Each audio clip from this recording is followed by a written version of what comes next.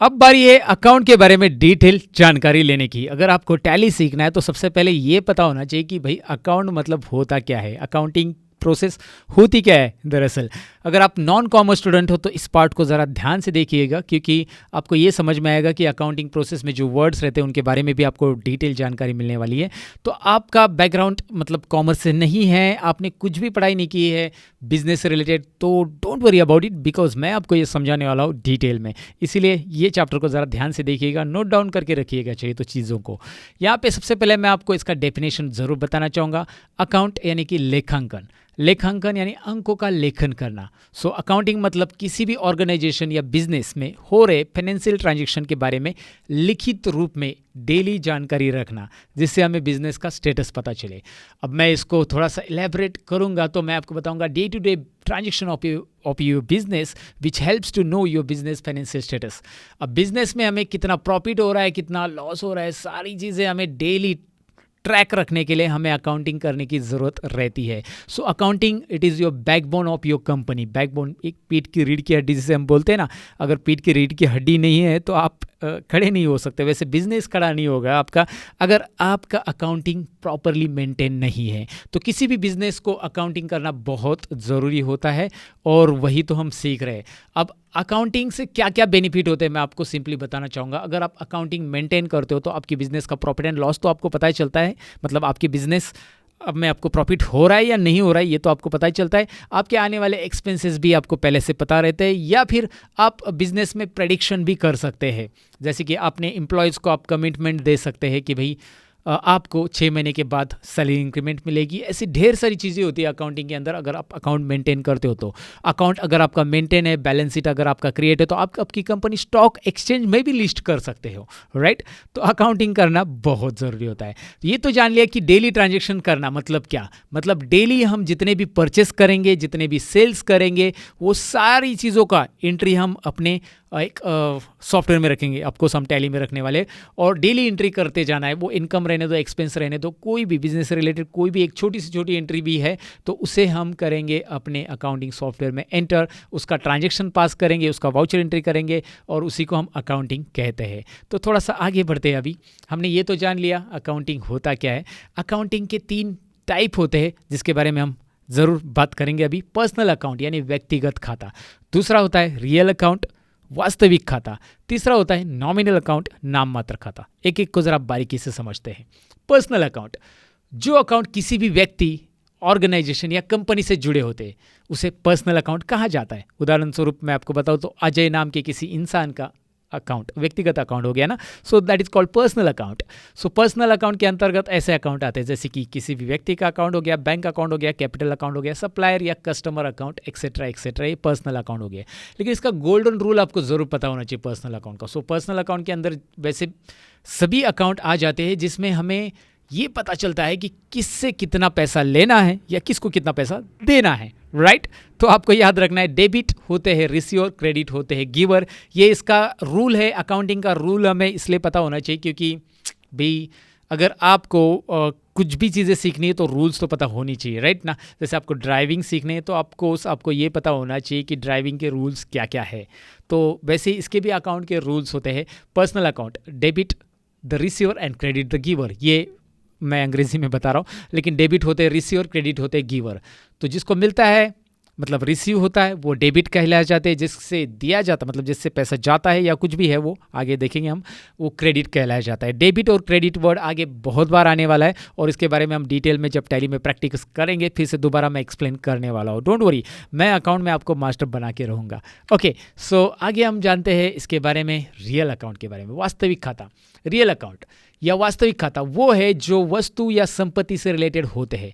Real account के जरिए assets और लायबिलिटीज़ यानी ऋण या कर्जा से जुड़े, कर्जा मतलब पता है ना आपको, लोन से जुड़े जानकारी हमें यहाँ पे मिलती है। रियल अकाउंट कुछ इस प्रकार होते हैं। लैंड अकाउंट हो गया, building account, machinery account, furniture account, vehicles account, ये रियल अकाउंट होते हैं जो रियल में अवेलेबल है, राइट।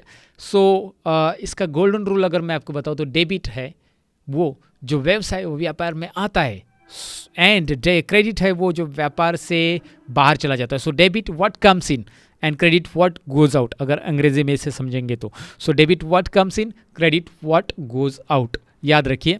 ओके, जब हम इसे प्रैक्टिकली करेंगे तो आपको समझ में आएगा। ये रूल्स आपको बस याद रखने इसलिए ताकि आपको थोड़ा सा कॉमर्स नॉलेज हो जाए, अकाउंट नॉलेज हो जाए, और आगे चल कर जब हम प्रैक्टिकली देखेंगे डेबिट क्रेडिट को तो आपको समझ में आएगा कि व्हाट कम्स इन क्या बोल रहे थे सर, व्हाट गोज आउट क्या बाहर क्या जा रहा है, तो वो पता चल जाएगा आपको। बस मैं आपको रूल समझा रहा हूँ फिलहाल के लिए। नॉमिनल अकाउंट, नाम मात्र अकाउंट। नॉमिनल अकाउंट में इनकम और एक्सपेंसेस के बारे में जानकारी मिलता है, जैसे कि नॉमिनल अकाउंट में हमारे लाभ और हानि से जुड़ी इंफॉर्मेशन भी रखता है नॉमिनल अकाउंट। उसमें डिस्काउंट अकाउंट आता है, सैलरी अकाउंट आता है, परचेस अकाउंट आता है, इंटरेस्ट, वेजेस, कमीशन पे, रिसीव, सेल्स अकाउंट, ऐसे बहुत सारी चीज़ें आएंगी। और ये जो गोल्डन रूल है इसका डेबिट है व्यवसाय के सभी खर्चे और नुकसान, और क्रेडिट है व्यवसाय के सभी गेन और जिसे हम लाभ बोल सकते हैं, income and profit. So gain and profit we can say. तो ये जो होता है ये नॉमिनल अकाउंट होता है, जिसके रूल्स मैंने आपको बताया। लेकिन ये सारी चीज़ें जब आप प्रैक्टिकल करेंगे, नॉमिनल अकाउंट कब आएगा, जब आप किसी को डिस्काउंट अलाउ करेंगे या डिस्काउंट रिसीव करेंगे तो नॉमिनल अकाउंट किस तरह से एंट्री होगी, मतलब नॉमिनल अकाउंट में होती है, वहाँ पे हमें जिक्र करने की ज़रूरत नहीं होती, लेकिन उसे समझना रहता है। सो ये उसका रूल है, debit all what is that, expenses and losses, and then credit all incomes and gain. याद रखिए। Okay, that's it. सो अभी हम थोड़ा सा प्रैक्टिकल अप्रोच लेते हैं। हाय, आई एम संजय साहनी और मैं अपना बिजनेस शुरू करना चाहता हूँ। ये संजय साहनी जी बोल रहे हैं कि ऑफकोर्स ये कोई और है, लेकिन मैंने इमेज ली आपको दिखाने के लिए। तो ये कह रहे हैं कि मैं अपना बिजनेस स्टार्ट करना चाहता हूँ। तो उनको क्या ज़रूरी है सबसे पहले बिजनेस के लिए? देखिए क्या ज़रूरी है, आपके सामने दिख रहा है। उनको ज़रूरी है पैसे की। उसे हम बिजनेस में जितना भी पैसा लाएंगे बिजनेस स्टार्ट करने के लिए, उसे हम कैपिटल या पूंजी राशि हिंदी में कहा जाए तो। सो कैपिटल अमाउंट ही याद रखिए, वो बढ़िया रहेगा आपके लिए, क्योंकि ज़्यादा शुद्ध हिंदी तो आपको भी शायद नहीं आता होगा। और इसमें मैं आपको बताऊं कि संजय साहनी ने डिसाइड किया कि भाई मेरे पास कुछ पैसे है जेब में से, तो वो जेब में से बिज़नेस में लगा रहा है, लेकिन उतने कम है बिज़नेस में, क्योंकि उसके पास इतने पैसे नहीं थे। तो उसने क्या कर दिया, दोस्तों से पैसे मांग लिए उधार।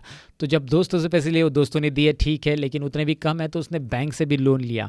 तो इन्होंने इतनी सारी चीज़ें की, 3 जगह से पैसा लाया, लेकिन इसमें से 2 जगह पे जो पैसा लाया है वो लोन फ्रॉम फ्रेंड और लोन फ्रॉम बैंक के नाम से जाना जा रहा है। लोन फ्रॉम फ्रेंड यानी कि अनसिक्योर्ड लोन। जब कभी भी आप बिजनेस में लोन ले रहे हो और वो फ्रेंड से ले रहे हो जहाँ पे डॉक्यूमेंट देने की ज़रूरत नहीं है, याद रखिए मैं क्या बोल रहा हूँ।